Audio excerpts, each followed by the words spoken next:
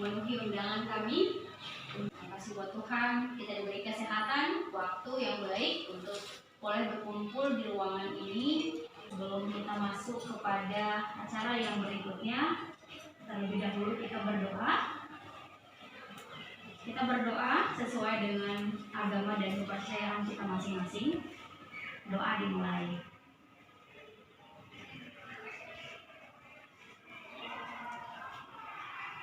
Amin, doa selesai. Kami undang Bapak Kepala Sekolah untuk memberikan sepakat dua patah kata sekaligus membuka acara. Silakan Bapak. Baik, pertama kita harus mengucapkan puji syukur kehadirat Tuhan yang Maha Kuasa. Kita diberi kesehatan, diberi kesempatan sehingga kita dapat melaksanakan apa yang menjadi tugas dan tanggung jawab kita masing-masing. Hasil yang kami terima dari keadilan Bapak Ibu berdua CGV di sektor. Saya demikian harapan saya dan pimpinan saya untuk pertemuan ini saya buka secara resmi. Bapak Ibu sekalian, tentunya kemarin ketika kami membagikan ada pertanyaan, ngapain kita di sini? Jadi kita berkumpul di ruangan ini, namun ini adalah untuk kepentingan sekolah kita bersama. Di sini kita akan membahas tentang visi dan misi sekolah kita, di mana kita sudah melihat adanya visi dan misi sekolah kita sejak kita sampai di sekolah ini. Tapi pada saat ini kita akan membahas ulang kembali apakah visi dan misi sekolah kita itu sudah sesuai dengan impian-impian kita selama kita menginjakkan kaki di sekolah itu. Apakah itu sudah sesuai dengan impian-impian peserta didik kita yang ada di sekolah ini?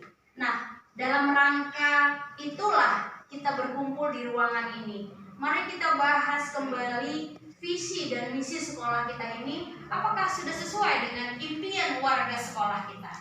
Nah, kami ingin kepada Ibu yang membimbing kami juga bagaimana dan diarahkan menjadi satu visi dan misi yang sudah sesuai dengan impian warga sekolah di SMP 1 Raya ini. Terima kasih. Ya, terima kasih Bulan, terima kasih Ibu undangan dan yang di sekolah ini luar biasa memang Bapak Ibu. Kalau satu sekolah itu kan sekolah ini akan mendapatkan perubahan. Ini sudah langkah awal di sini. Ini kita seperti penjelasan dari Ibu Bulan dan semangat puisi yang dibacakan oleh Pak Jesli itu menunjukkan bahwa apa yang kita kerjakan ini semua juga untuk Indonesia. Untuk Indonesia sebagai tugas kita guru atau wirausaha di dunia pendidikan yang bagaimana supaya kita berpikir anak inilah tujuan utama dalam proses pendidikan. Peserta didik yang menjadi fokus kita dalam membuat visi suatu sekolah, ya, satuan pendidikan. Nah, di sini merupakan sarana langkah awal membukakan pikiran kita, walaupun nanti kita bisa mendapatkan sedikit praktisi, tapi ini nanti bisa dipertajam lagi, ya Bapak Ibu ya. Ini merupakan komunikasi awal, sama-sama membuat visi dengan langkah-langkah. Nanti ada panduannya yang sudah Bapak Ibu dibagi, saya lihat ini ya. Inilah panduan langkah berpikir kita. Nanti gimana caranya? Nah, disinilah Bapak Ibu sama-sama kita menuangkan ide pemikiran kita dalam proses diskusi ini. Kira-kira itu Bu, silakan dilanjutkan. Baik, kita semua yang ada di ruangan ini, termasuk juga Bapak Kepala Sekolah, ada visi di sekolah kita yang menyatakan unggul dalam prestasi dan berbudi luhur. Kalau kita kaji ulang, dengan adanya kurikulum merdeka yang sekarang ini dan dimaksimalkannya tujuan pendidikan yang sekarang ini adalah untuk menciptakan murid dengan profil Pancasila, maka ada baiknya kita ulang kembali visi sekolah kita kaji ulang kembali visi sekolah lebih luhur. Kalau kita lihat masih seperti slogan, ada guru bahasa Indonesia ya di sini ya. Barangkali Bapak bisa kasih masukan kira-kira kata kerja apa yang kita masukkan ke situ supaya itu menjadi suatu kenyataan atau menjadi sesuatu target yang mudah untuk kita wujudkan. Kita seluruhnya ada perwakilan, ada tata usaha, pegawai, ada guru, kepala sekolah. Di sini adalah momen kita untuk masih tahapan diskusi. Kira-kira kita mengamati selama ini apakah benar visi dan misi ini sudah berpihak pada murid.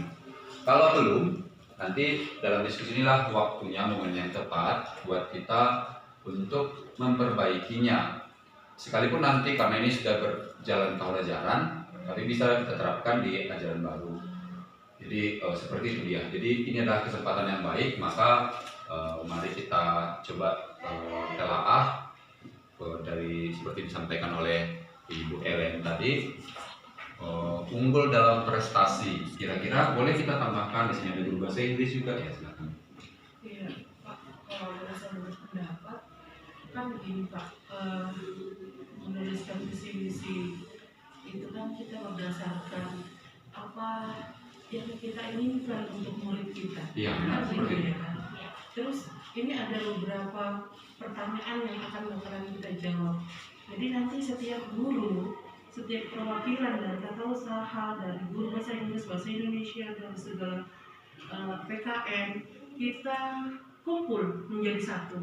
Apa sih yang kita harapkan untuk murid kita? Yang pertama, berdasarkan dari pertanyaan ini, misalnya kita memimpikan murid yang misalnya berkarakter, seperti itu kan.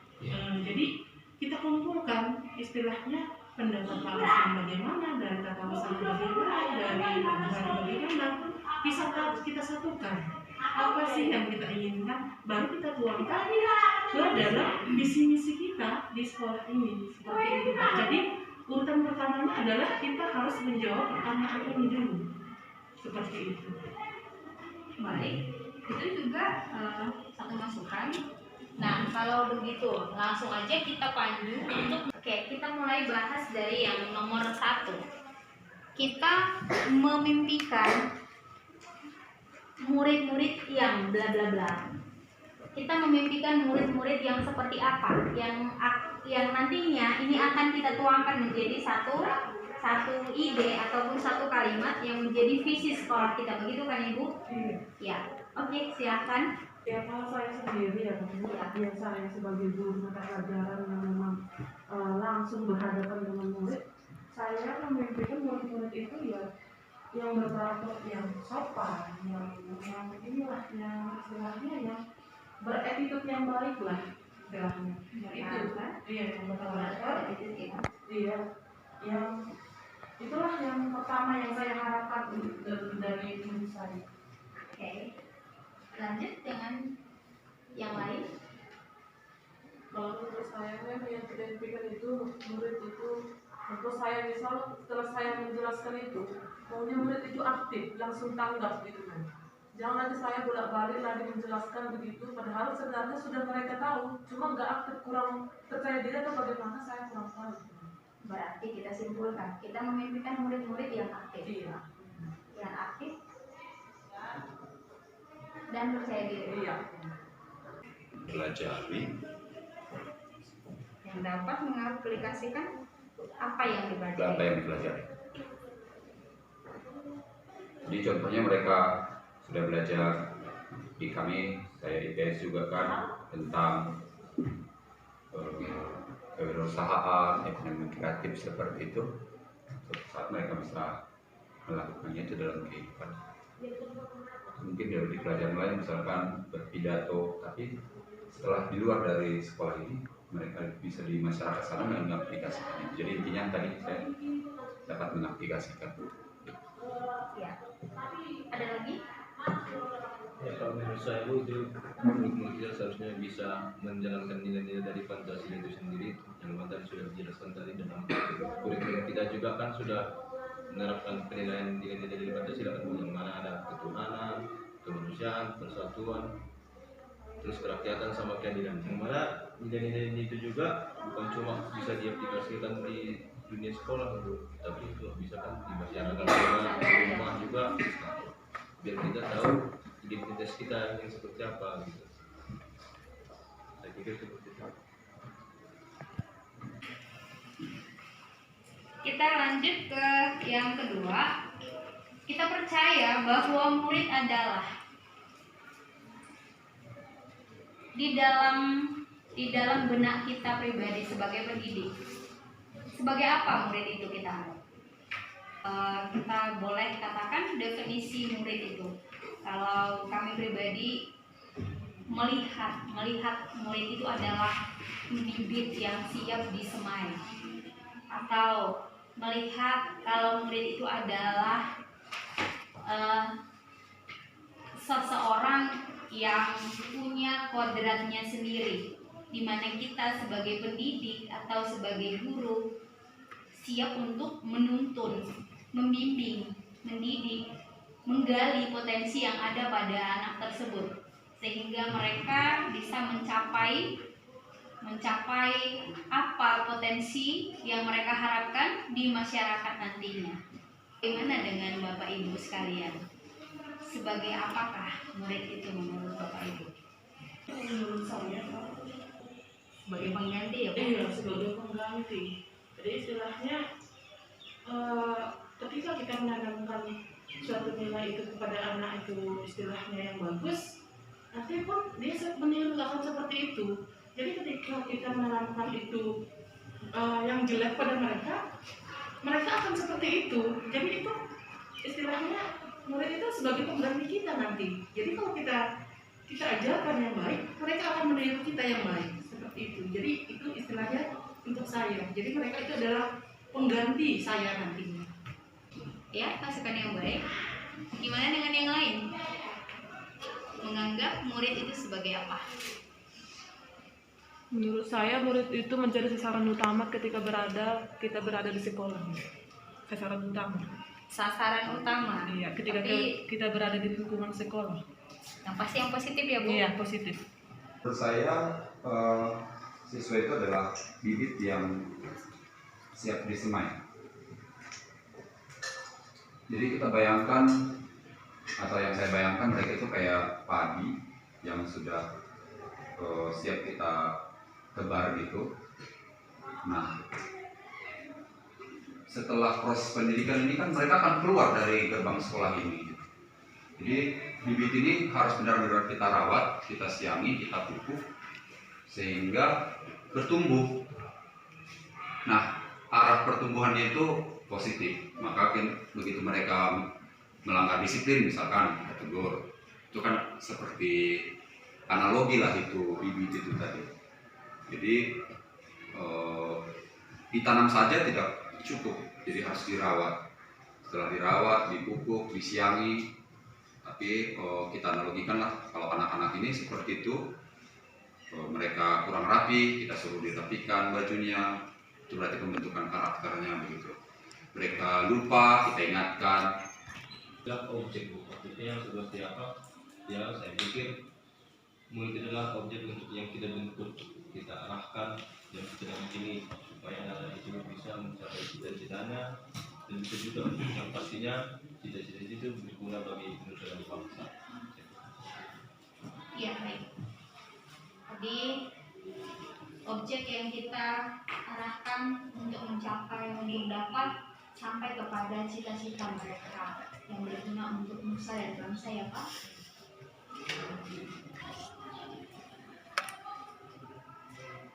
Iya, kita lanjutkan ke nomor 3.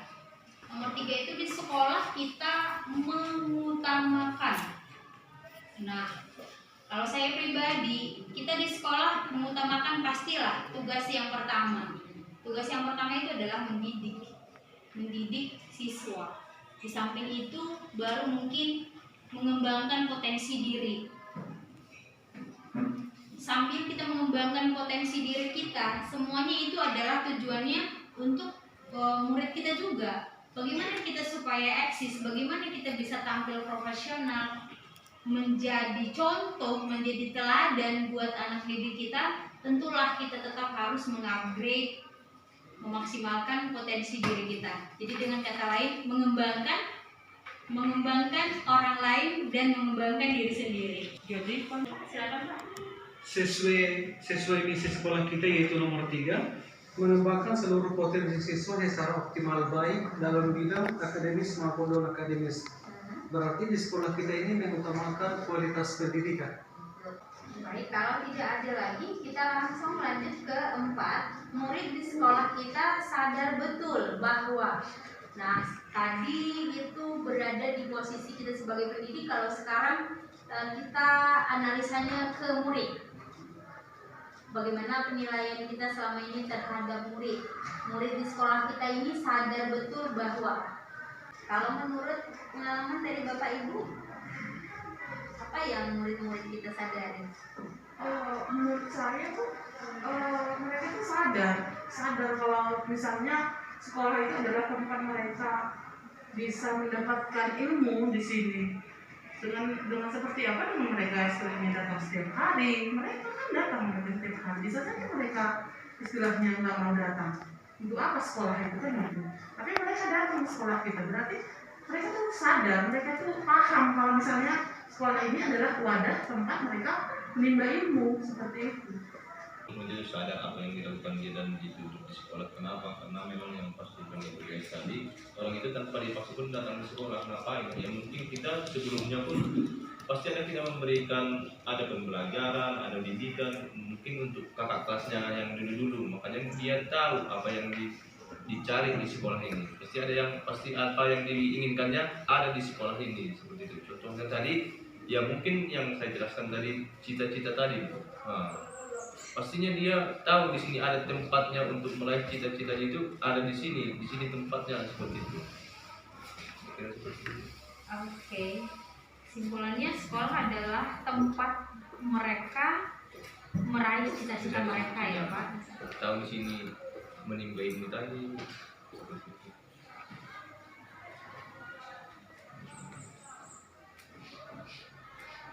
Kemudian yang kelima itu kita atau warga sekolah di sekolah ini yakin untuk, dengan kata lain kita bisa katakan aksi melakukan apa gitu.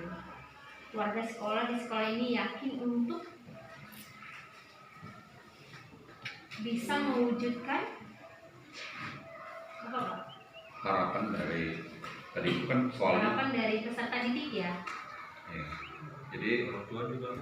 ya. Karena di sini kan banyak siswa kita ya yang datang dari luar kota jauh-jauh. Orang tua percaya sama sekolah ini. Jadi seperti sering disampaikan oleh kepala sekolah bahwa harapan itulah yang harus kita jaga. Bahwa tadi orang tua berharap kita bisa mendidik, mengembangkan anak-anak ini, dan dari sekolah ini mereka bisa nanti melanjut sesuai dengan impian mereka. Jadi saya rasa mewujudkan harapan itu. Kita warga sekolah di sekolah ini yakin untuk dapat mewujudkan harapan dari orang tua dan peserta didik itu sendiri. Baik, kalau tidak ada lagi kita lanjut ke nomor 6. Saya dan guru lain di sekolah saya paham bahwa mewujudkan peserta didik yang unggul dalam prestasi, kreatif, dan berbudi pekerti luhur. Ada pekertinya lagi. Berbudi luhur. Berbudi luhur apa dong? Sama aja. Oke. Itulah visinya. Dan kita masuk ke dalam misi. Integrasi tadi apa yang mereka dipelajari di sini bisa mereka aplikasikan, diterapkan seperti itu ya. Agama dan budaya dengan kemajuan. Dapat sekali. Pas. Nomor 3, mengembangkan seluruh potensi siswa secara optimal, baik dalam bidang akademis maupun non akademis. Cocok ya?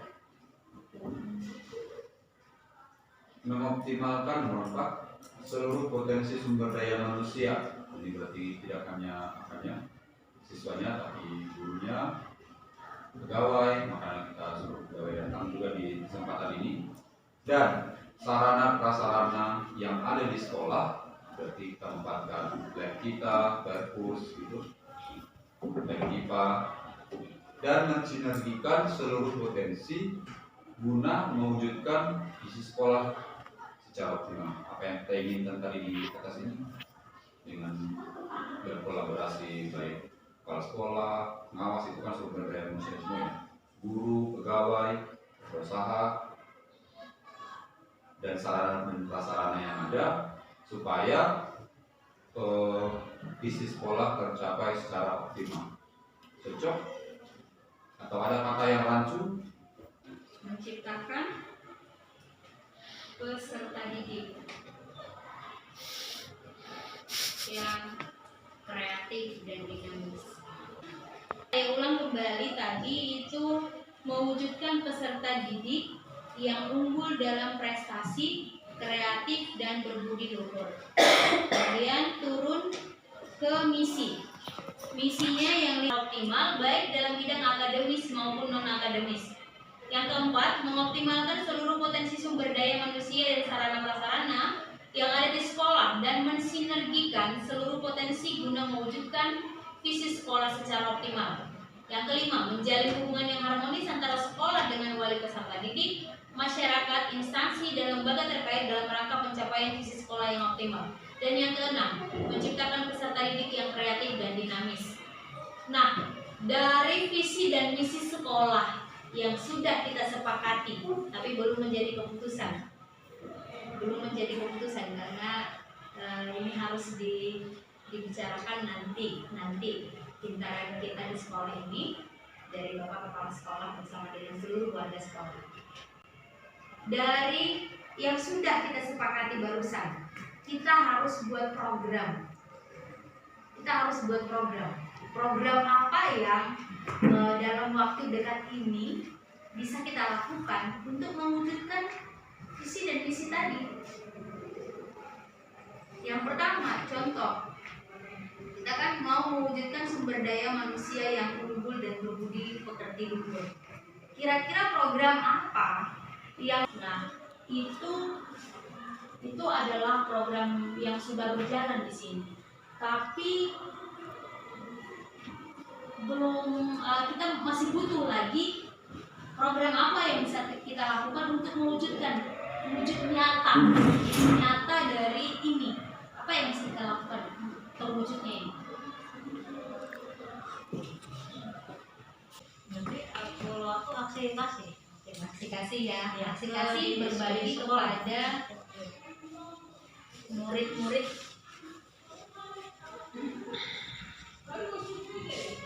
yang kurang mampu aja lah kalau begitu, bukan yang yatim piatu. Iya, kurang mampu itu. Yang kurang mampu ya. Terus aksi apa lagi yang bisa kita lakukan? Program apa lagi? Itu untuk yang pertama. Yang kedua, meningkatkan mutu pendidikan untuk mengintegrasikan sistem nilai agama dan budaya dengan kemajuan ilmu pengetahuan dan teknologi. Kalau ini sudah juga ada kita buat program, yaitu tambahan les, tapi masih hanya untuk yang berprestasi 1, 2, 3. Bagaimana menurut Bapak Ibu? Berarti ada mengadakan cerdas cermat di hari guru.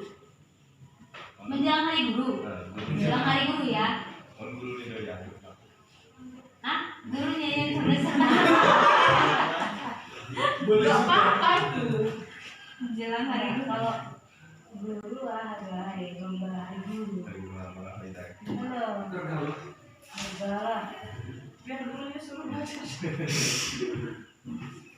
Nggak apa-apa, kan ada nomor 5 nih, nanti menjalin hubungan yang harmonis antar. Oke, itu untuk nomor 2 ya. Nomor 3, mengembangkan seluruh potensi siswa secara optimal baik dalam bidang akademis maupun non akademis. Oh, itu sudah sama dengan yang tadi ya. Yang nomor 1. Nomor 4, mengoptimalkan seluruh potensi sumber daya manusia dan sarana prasarana yang ada di sekolah dan mensinergikan seluruh potensi guna mewujudkan visi sekolah secara optimal. Saya baca ulang kembali kira-kira program yang akan kita lakukan. Yang pertama adalah aksi-aksi, yaitu berbagi kepada murid-murid yang yatim piatu dan kurang mampu. Yang kedua, lomba cerdas cermat di hari guru. Kemudian di hari pasca ujian setiap semester. Yang ketiga, mengadakan sosialisasi terhadap program terkait program pemerintah yang sedang berjalan. Yang keempat, mengadakan pentas seni di hari Sumpah Pemuda dan di pelepasan kelas 9.